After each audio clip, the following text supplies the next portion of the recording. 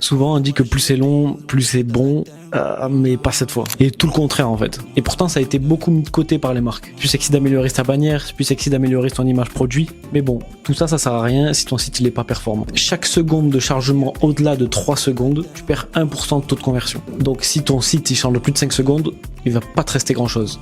Mais en fait c'est normal. Imagine, là tu vas dans une boutique, t'arrives et tu as 1 heure de queue pour entrer. Tu sais même pas si tu vas acheter, tu sais même pas si tu vas aimer les produits, mais tu dois quand même faire 1 heure de queue avant d'entrer. Tu fais quoi? Demi-tour. Avec le site, c'est la même chose. Pour régler ça, il y a une chose qu'il faut faire absolument, c'est optimiser tes images. Tes images, c'est le point le plus volumineux d'un site.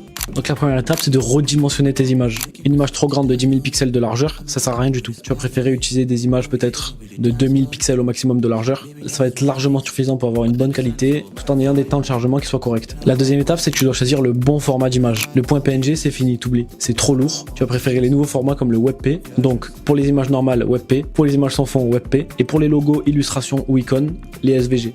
La troisième étape, c'est que tu vas compresser tes images. Compresser les images, ça veut dire réduire la taille des images tout en gardant la même qualité. Ça, tu vas pouvoir le faire via des outils sur internet ou via des outils carrément sur le logiciel que tu utilises, comme WordPress avec Imagify par exemple, ou des outils comme TinyPNG sur internet.